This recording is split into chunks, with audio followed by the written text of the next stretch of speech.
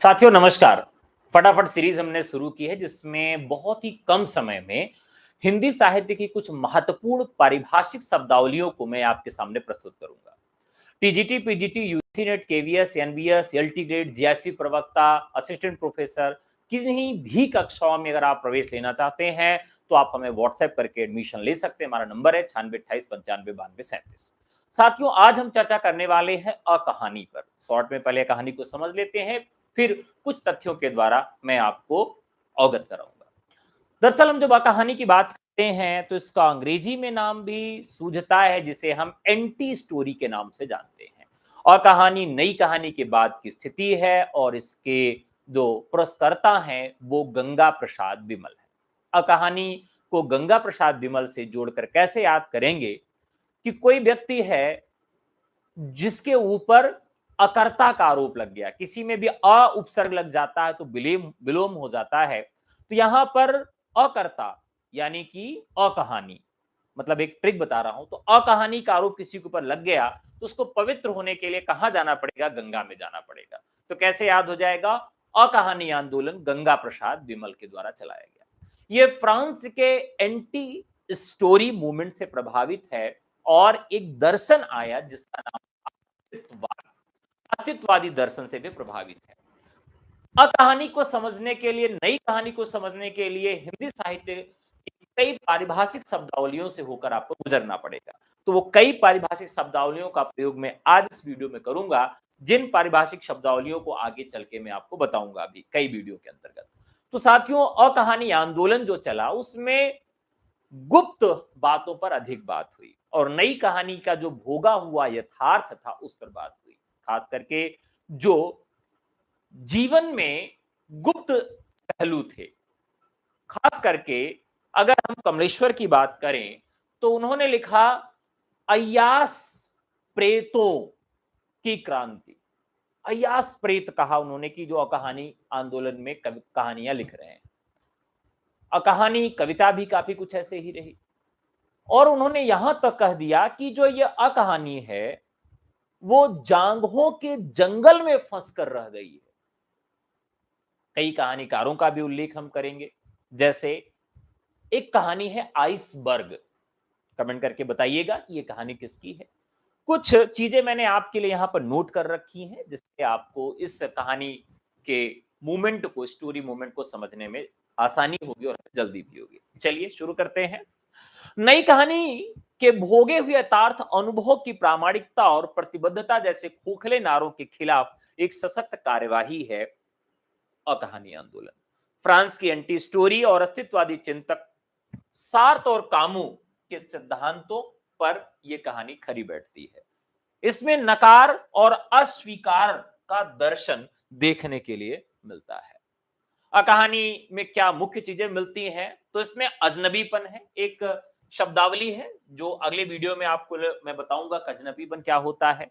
यथार्थता बोध, कुंठा, संत्रास, मनुष्य की पीड़ा और नगण्यता बोध, ये सारी चीजें आपको अकहानी आंदोलन में मुख्य प्रवृत्तियों के रूप में मिल जाएंगी। पुराने जीवन मूल्य टूट गए। जितने भी पुराने जीवन मूल्य थे, मूल्य क्या होते हैं कि भाई हमारे यहां ऐसा ही होता था, ये एक जीवन मूल्य है। तो हमारे जितने पुराने जीवन मूल्य थे वो धीरे धीरे टूट चुके थे और मोहभंग और हताशा और निराशा आ चुकी थी। रोजी रोटी की तलाश में लोग बाहर निकल रहे थे और उनको रोजी रोटी नहीं मिल रही थी, जिसकी वजह से वो लोग कुंठा के शिकार भी हो रहे थे। अब कुछ महत्वपूर्ण अकहानी आंदोलन से जुड़ी हुई कहानियां। झाड़ी और शव यात्रा श्रीकांत वर्मा, रक्तपात और आइसबर्ग दूधनाथ सिंह, सिर्फ एक दिन रविंद्र कालिया। मुख्य बिंदु इन कहानियों का काम संबंधों पर टिका हुआ था और इन कहानीकारों ने उन्मुक्त यौन संबंधों पर खूब बात की। कमलेश्वर की बात करें तो उन्होंने पेशेवर बाजारू औरतों की दुनिया और उनके पुरुष भी इसी धंधे की जरूरतों को पूरा करने वाले लोग हैं। अग्नि स्नान, जलते हुए मकान में कुछ लोग, व्याकरण का तृतीय पुरुष और एक अजनबी के लिए एक शाम कि जो भी स्त्री पात्र हैं वो इसी तरह के स्त्री पात्र हैं। जो उन्मुक्त यौन संबंधों को स्वीकार करते हैं। अय्यास प्रेतों का विद्रोह नामक एक लेख लिखा गया। कहां लिखा गया? धर्मयुग पत्रिका में लिखा गया। किसने लिखा? कमलेश्वर ने लिखा। इस आंदोलन से प्रेरित होकर या दुखी होकर भी कह सकते हैं। और उन्होंने एक बात कह दी कि जांघों के जंगल में भटकी हुई कहानी, और कहानी को उन्होंने जांघों के जंगल में भटकी हुई कहानी कहा, क्योंकि ये जो आंदोलन था एक समय बाद केवल और केवल गुप्त संबंधों पर, सेक्स स्टोरीज पर ही निर्भर हो गया, जिसकी वजह से कहानी में प्रामाणिकता समाप्त हो गई। देश काल वातावरण में बहुत खास चीजों को ये अपने समाहित नहीं कर पाती है। कहानी के जो मुख्य तत्व थे वो विलीन होते नजर आ रहे थे, जिसी वजह से, इस वजह से कथा रस इस कहानी से गायब होता नजर आता है।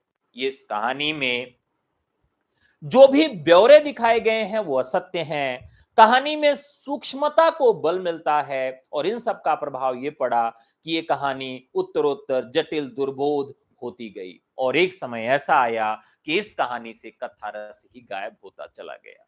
तो कुल मिलाकर अ कहानी क्या है, किसके पुरस्कर्ता कौन है, सामान्य जानकारी मैंने आपको आज दी। अगले वीडियो में एक और महत्वपूर्ण टॉपिक को शॉर्ट में समझाने का प्रयास करूंगा। आज का वीडियो कैसा लगा कमेंट करके जरूर बताइएगा। और अगर आप किसी भी बैच में प्रवेश लेना चाहते हैं तो व्हाट्सएप करके प्रवेश ले सकते हैं। हमारा नंबर है 9628959237। तो साथियों, आज के लिए इतना ही। फिर मुलाकात होगी कल एक और नए टॉपिक के साथ, एक नई पारिभाषिक शब्दावली के साथ।